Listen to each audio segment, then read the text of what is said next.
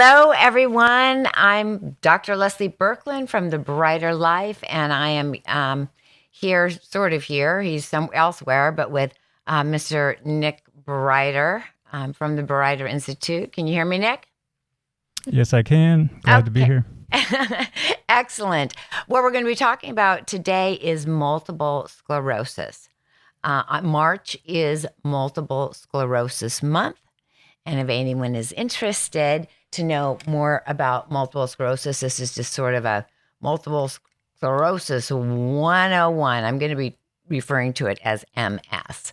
So the color is orange. So anyone that really wants to bring awareness, if you know somebody that has MS, for the entire month of March, try to wear orange in just recognition or just to bring MS awareness. And so if somebody asks you, like, why am I wearing orange? I'm going to be wearing orange every single day for the month of March. But I just wanted to give a brief summary about multiple sclerosis because most people don't know what it is. Do you know what it is, Nick? I have a general idea that it's a type of autoimmune disease and it affects mobility. Okay, excellent. Yes. You know what? You know more than most. It is an autoimmune disease that actually where your own body attacks your tissues. So it's a wretched disease. And so it's part of your central nervous system. So it's the nerves that are in your brain all the way down your spine that send messages out. There's a sheath, it's called a myelin sheath that covers every single little nerve. And it's just a protective coating on the nerves. And our bodies actually break it down. So imagine having... If someone has MS. If somebody has MS, yes, of course. We're talking about multiple sclerosis. So exactly. So not everybody. If you happen to have MS, I'm just explaining what it is because most people don't know. There's other diseases. They have an idea of what it's about. There's a lot of awareness. They can kind of gauge, if somebody says that they have a disease, they may know just enough. And people just know so little about MS and why it affects people differently, why it affects you at different times. And so imagine having your entire house wired and that the coating, the insulation on all the wiring in your house, where just spots all over your house is just missing. It's just stripped away. So that's how it is in our bodies. So I know in that case, you'd get some electrical interference here and there, possibly, and it would be, there's not really one thing that would happen, that's something else I'm aware of about MS is that it does have multiple symptoms. Yes. So think also about your house where your lights I don't know exactly might flicker. what they are, though. Your lights might, exactly, Nick. Your lights might flicker and then they might work. So because, sometimes because it's just the coating, the insulation on the wiring system of your house, but in this case is our bodies. And you know what? That's where you misunderstood me. I have MS. So when I say we, I'm talking about people like me that have MS, not just we, general public. I just wanted to clarify so that anyone in the audience knew whether we were talking about that happens to someone with or without MS. Yes. So this is specifically for people that have MS. So it's really confusing because some people will say, well, it's completely different for everybody. But it is and it isn't because we all have the same thing happening. We all have the demyelization. So there's similarities. Yes. So of course, there's a lot of similarities, but the time it happens, the severity that happens to people are different. So for example, in my case, I was diagnosed 20 years ago with one symptom. I had a flickering in my eye. Went to the eye doctor. He sent me to a neurologist.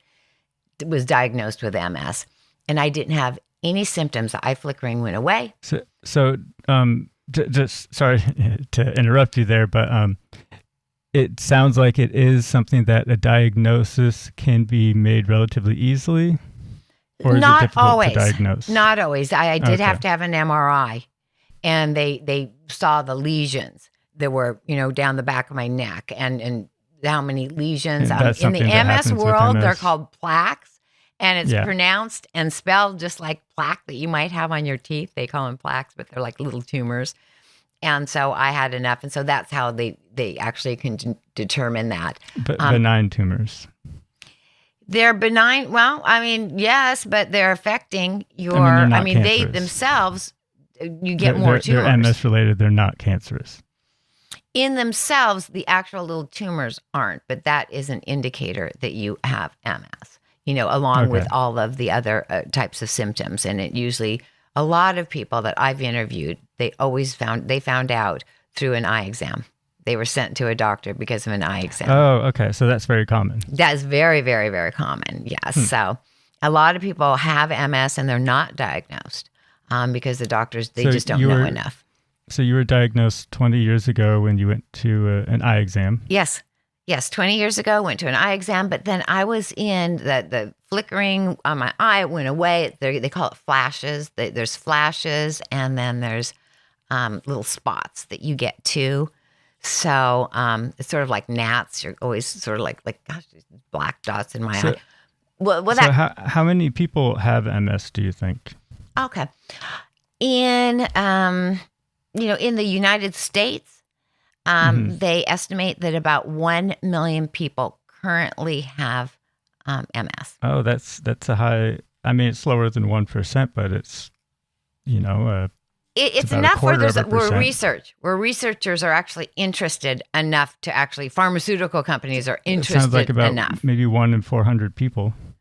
Yeah, so not well. I mean, it is less than, relatively common.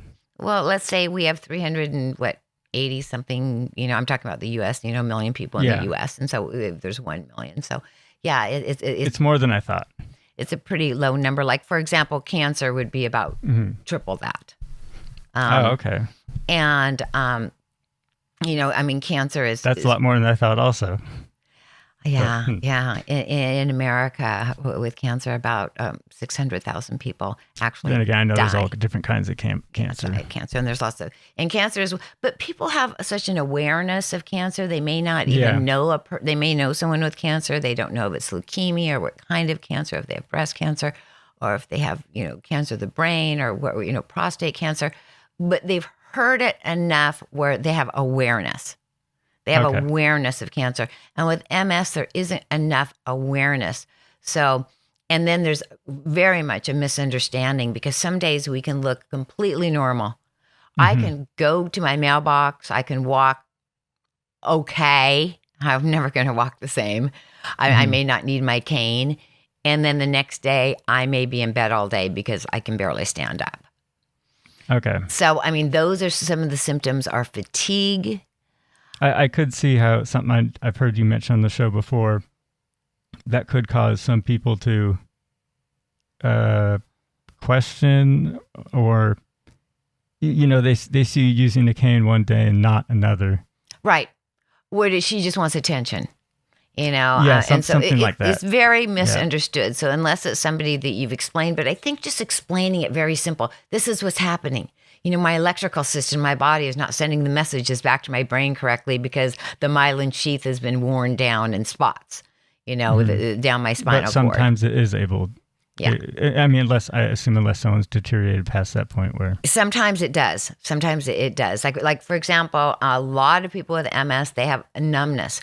On their left side, doesn't have to be the left side, but it typically is the left side. I don't have any feeling in my left hand. I don't have any feeling in my left leg.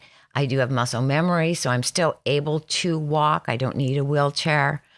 And so, that's good, but it's a progressive disease. So when I was diagnosed 20 years ago, but it was about 6 years ago when all of a sudden something happened. I was exposed to mold in my case. There's a trigger. Sometimes you don't know what the trigger could be. It could be stress. It could be a variety of things. But, all of a sudden, then you start getting symptoms of the MS. In my case, I just happened to know I was exposed to toxic mold over a year time. It made your MS symptoms a lot worse, or all of a sudden I had these symptoms that weren't going away. I woke up one morning, I couldn't feel my feet. I woke up, and then the next day. And then so there's fatigue. People have like bowel issues, vision, a lot of vision problems, but it's a progressive disease. So someone might just have a numb foot for 10 years, and that's all. Okay. So they can work, they kind of get used to their numb foot. Some people can be, when I talk about numbness, then there's the other side, because remember, it's electrical system in our bodies. So either you're numb or you're in excruciating pain. And I imagine like when you have a foot that falls asleep and you get the feeling back, it's usually accompanied by a tingling pain, slightly painful, sometimes very painful. That is what happened. In the very beginning, you would get the tingling. I would, and often people do, but now my foot has been numb for at least 5 years. So I will not get feeling back. And it's unlikely. So it progresses, and then sometimes you go in what's called sort of remission, and then you have what's called a relapse, where you'll have some of the symptoms back. And relapse means that your symptoms are progressing again. Yes. And remission means that your symptoms are sort of on hold as far as their progression. It's almost like they're dormant for a while, or you just have one symptom. Like I was saying, like you might just have a numb foot or something that you kind of get used to. But it's not getting worse. Exactly. It's not getting worse. So if it's not getting worse, you're in remission. Exactly. And a lot of that, a lot of the MS medicine is just to slow the progression. That's the point. It's to slow the progression. And there's so they've done lots of research. I'm sorry?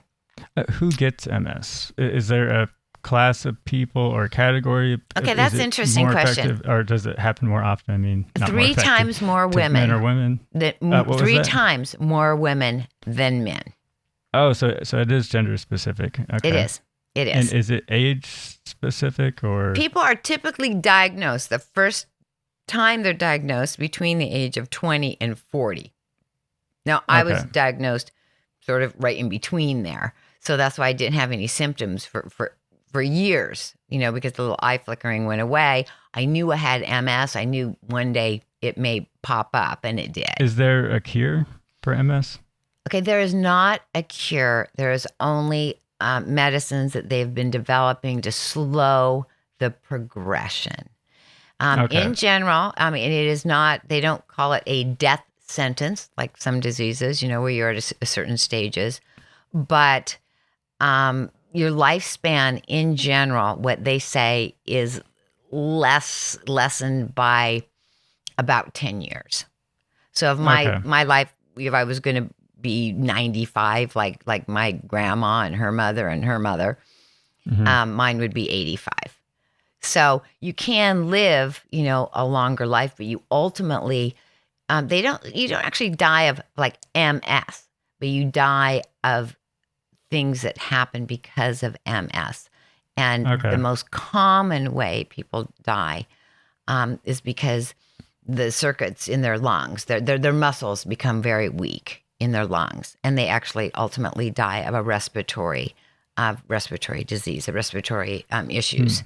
Based on now, there's other things. There's people can fall, they can break a hip, they can have swallowing is a problem. I do have issues swallowing sometimes, and so it just depends. It's just the person. It's like any kind of disease. So they don't like your death certificate. I don't know exactly what it would say. I don't know the answer to that, but people do. That your life is going to be shorter. If it were to say something about MS, it would be something like complications from MS. Yes. But essentially, whatever the symptom is, I would imagine is what would. Yeah, it's just like dementia. It rarely says dementia on their death certificate. It would say that. Oh yeah. With a disease like dementia, people the number one cause of death is a broken hip, because they break their hip, they're not able to heal, they get an infection, and they die. So, same thing with MS. So. Do you think you? So in regards, or what were you asking? Oh, I was just going to ask if you felt like you kind of know a little bit more than you did before we started this. I think I do. I knew a little bit about MS before, but I have learned some. As far as raising awareness, how can people help? By wearing orange and by talking raising about awareness. Yes. Okay. You know what? By bringing awareness forward, by talking about it, they have MS runs, MS walks, joining the MS society, doing anything and actually just verbalizing. Do a lot of people with MS participate in MS walks? No, no, No. some Okay. do, some do, Okay. but the MS walks aren't always for that. I mean, there is a walk that I would love to go. It's a 5K, but I'd probably make it. I mean, I can make it. As I could as probably far as walk you 3 can. blocks, with a Okay. cane, but I would root on all the people that were supporting MS, and there's a So lot of. when you're having a good day or a bad day, what are people supposed to say? Okay, that is an excellent question. So, because I do have good days and bad days, and Mhm. I verbalize it. I will tell someone I'm not having a good day. And the sad thing is when I'm having a good day, someone might invite me to do something like go to lunch, and I'm all, prepared to go to lunch. I fully want to go. And then when Mhm. the day arrives, it may be a bad day. So then I feel sad that A, I can't go, and B, that I'm disappointing a friend. And what they can do is just have some compassion and understand, because they may have seen me on the good day and thought, oh, you're fine. You're doing Mhm. fine. You look great. The best thing is when somebody has MS, they have MS, you have compassion, you have a little understanding of it. And you're Don't tell probably someone gonna. they look great. Say, you look great considering that you have MS. Are you having a good day today? That would be an excellent question. I think something that I can imagine how I would internalize it is that if there's a friend of mine that has MS, to know that when I'm interacting with them, I'm most likely interacting with them on their better days. Yes. In general, I would imagine. Yeah. If you are invited over, or you're doing a luncheon or an event together, Yeah. it would typically be on a good day, because a bad day with the fatigue, Mhm. I mean, it would be hard to even get dressed. I mean, there's Okay. some days where I'm not even out of my pajamas, for the whole day. Let's see. I had a couple other questions I was curious about. Do people with MS get depressed? Is it something that affects the mind? Okay, well, it can affect you cognitively, Mhm. because of the actual, what's happening to your body, Mhm. uh, a little bit. And so sometimes you can have a foggy day. It's not like dementia where you're losing your memory, but you might forget a word. And it could be a simple word, a word like car. Like, I need to go get in that thing Mhm. that you drive me around in. Is it something that would Yeah, like you bring just someone might forget down? something. I So, suppose. and usually that's temporary.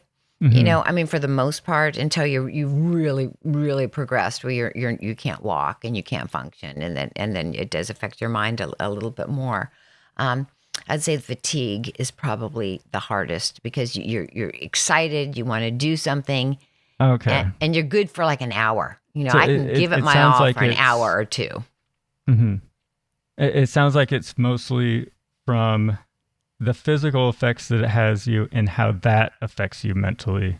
It That's does. the It extent makes you of how it sad. affects you mentally. I'm Okay. sad. I absolutely, get sad because Oh, there's so like many. when you're bedridden and it was a day that you're excited to do something, Yes. then Yeah. that could make someone sad. Yeah. So in itself, I Okay. mean, the depression is because you're limited mobility, and then it does get to you. Do you think that's common with Yeah, I'm pretty MS sure it's people? common. A lot of people are really pretty sad about it, and sometimes Oh, their okay. doctors So, will give them sad. medicine to help with their depression. So Okay, depression's common. yeah. With when you've if you participated with any MS groups, depression's It's a a common common thing. theme that everyone, where some people would just Okay, be down that day. You can hear it. I and you think mean, it's this because of MS sucks. I mobility couldn't issues? walk. I missed birthdays. Okay, I can't function. I can't that even makes a take lot my of sense. vitamins because I can't swallow. Swallowing is another issue. I can't do things. You know, Okay, um, and then that can just bring them so low that they become depressed. And the it's timing hard. could be bad too. I'm sorry? Because they have good days and bad days, the Yeah. bad days could just be badly timed. Okay, 'cause they don't When you really have a get to good day, choose. you're usually not quite as depressed because you're Yeah, pretty yeah. excited that, I'd okay, imagine. I'm having a good day. I can do all the things that I wanted to achieve, because in your head, you still want to achieve everything throughout that day. You still want to see your grandkids. You still want to have great phone conversations with friends. You still want to go to lunch. You still want to be able to do your job, and do it well. So, okay. yeah. Kind of wrapping up here, I do have one more question. Yes. Can you die from MS? Is it a... Okay. Yeah. Yeah. Well, your lifespan is shortened anywhere from like 5 to 10 years. That is Okay. that research has shown that. So, but when you do die, yes, I know you partially covered it's this. not a death sentence. Yeah. It's not a death sentence, but your life is shortened, and the progression of what happens to you. It doesn't progress to a point where you're eventually going to have symptoms that those symptoms will kill you. Yes, that is what I am saying. Yes. Oh, that does happen. Yes. Like even the respiratory, Okay. typically it's a respiratory issue is what you ultimately will die. Will die because of a respiratory issue. Is there another symptom that would do that, or the respiratory? Sometimes it's the last swallowing. stage? People really can't swallow, and then they can't get and can't Then eat. they can't eat food and they can't drink water. They can't eat. They can't. Okay. Yes, exactly. that would be a this is similarity with when dementia. it's really, really, really to the point where you're in a wheelchair. You can't even use the restroom on your own. You're also in a state of depression, and then you can't swallow and you can't breathe. So at that point you're in a wheelchair. Yeah. That's the final stage. During the final stages of multiple sclerosis, that is how it looks, or it commonly looks that way. So, but right now, I just really want to focus on MS. March is MS awareness. If anyone who's listening to this wants to help support MS, you can go online and look at the different MS societies or associations. Just remember to wear orange as much as you can. I'm going to wear something different, orange, every single day in the month of March. I always wear orange anyway because I'm in MS. I advocate. I'm a little curious. MS. Does everyone with MS progress to that point? It's a progressive disease. Okay. So, Okay. I mean, yes, most. Unless you die in a car wreck first. Right. I mean, you could die of something else, actually. Okay. But eventually, if you're, yes. So spreading awareness. It's just spreading awareness, and it's so that people can look at someone with MS and not say the funny things that, I'm going to do another little episode and try to make it funny of the weird things that people have said to me. And anyone who's listening, just write to me. Send me an email and tell me your story, because some of them are pretty funny. And you can write to Leslie at drleslie@lesliebirkland.com. Exactly. Yeah, so it's Dr. Leslie at lesliebirkland.com. It's that simple. And just share your story. Or if you even want to join my podcast, I'd be happy to do an interview. And so that you can share your story or your journey. And it doesn't have to even be you. It can be somebody that you're taking care of that has MS, or a family member, and what you've learned about it, or things that, you can add to my story. So anyway, thank you, Nick, for being here and wanting to know more about MS. And thank you, everyone, for listening. And let's just bring more awareness for MS month, which is March. Wear orange. Bye, everyone.